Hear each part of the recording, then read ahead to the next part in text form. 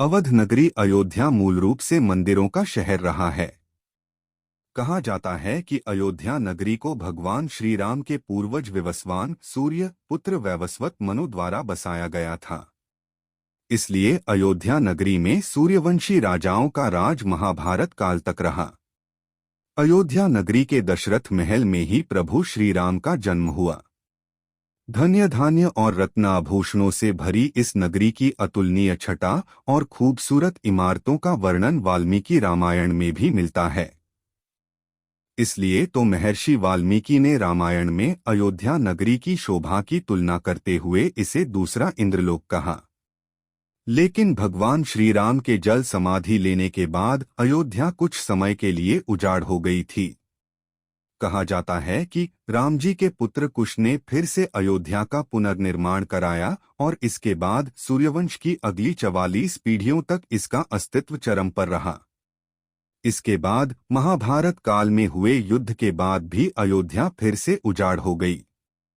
पौराणिक कथा कहानियों के अनुसार प्राचीन काल में भगवान श्री राम के जल समाधि लेने के बाद और महाभारत युद्ध के बाद अयोध्या के उजाड़ होने और फिर से बसने का वर्णन मिलता है।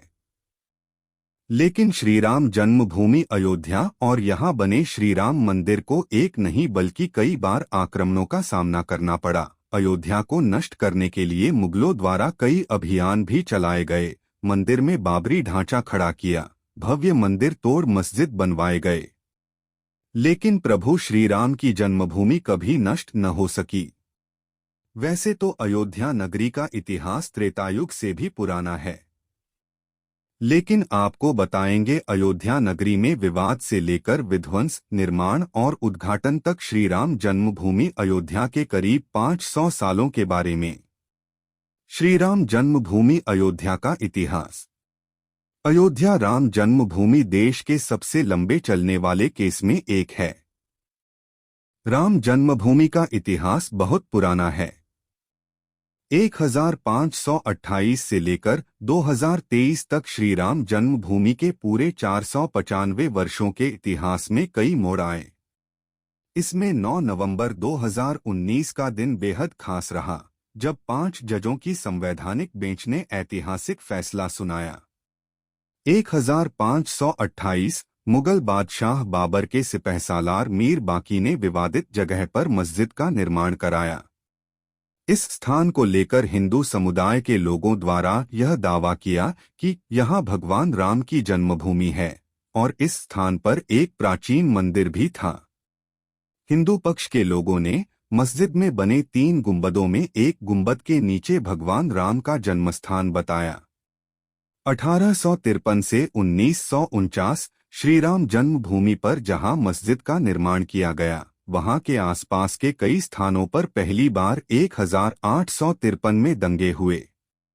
इसके बाद 1859 में अंग्रेजी प्रशासन ने विवादित स्थान के पास बाड़ लगा दी और मुसलमानों को ढांचे के अंदर, वहीं हिंदुओं को बाहर चबूतरे के पास पूजा करने की इजाजत दे दी। 1949 अयोध्या श्रीराम जन्मभूमि का असली विवाद 23 सितंबर 1949 को तब हुआ जब मस्जिद में भगवान राम की मूर्तियां मिलीं। इसे लेकर हिंदू समुदाय के लोग कहने लगे कि यहाँ साक्षात भगवान राम प्रकट हुए हैं। वहीं मुस्लिम समुदाय के लोगों ने आरोप लगाया कि किसी ने चुपके से यहाँ मूर्तियां रखीं। ऐसे में यूपी सरकार ने तुरंत मूर्तियों को वहां से हटाने के आदेश दिए, लेकिन जिला मजिस्ट्रेट डीएम के नायर ने धार्मिक भावना को ठेस पहुंचने और दंगों भड़कने के डर से इस आदेश में असमर्थता जताई। इस तरह से सरकार द्वारा इसे विवादित ढांचा मानकर ताला लगा दिया गया।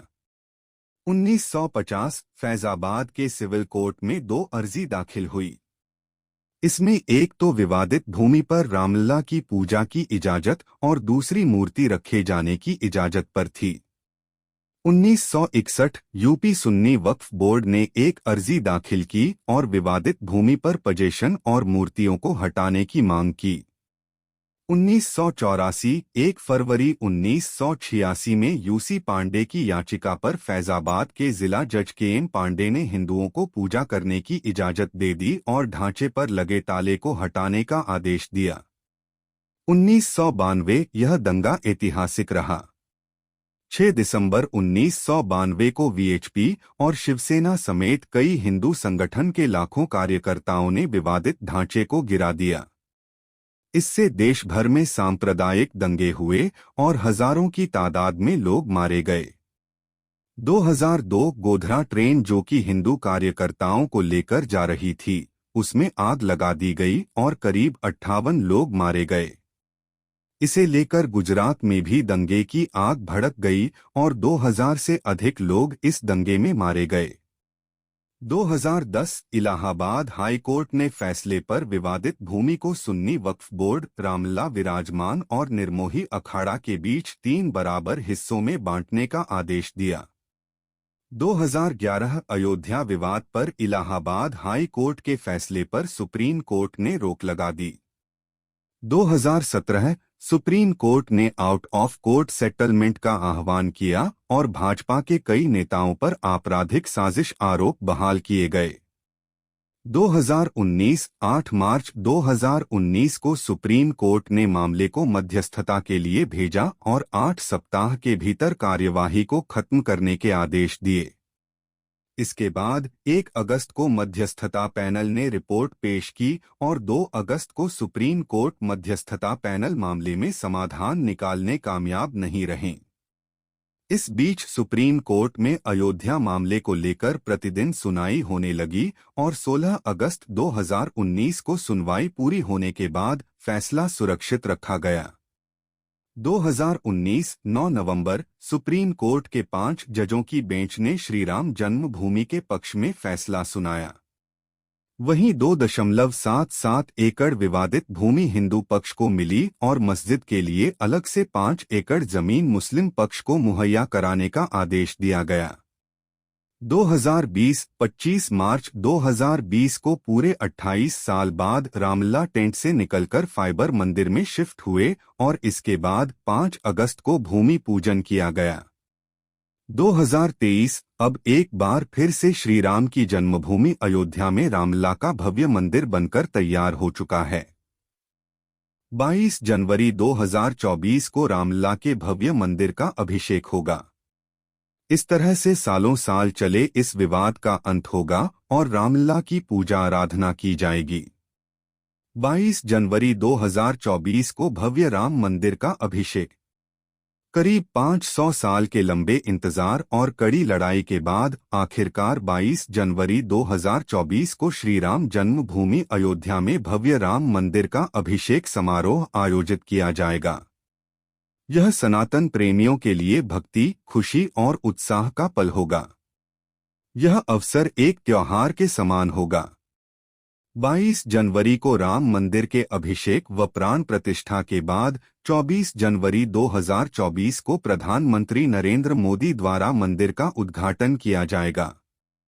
फिर सभी भक्तगण मंदिर में रामलला के दर्शन कर पाएंगे।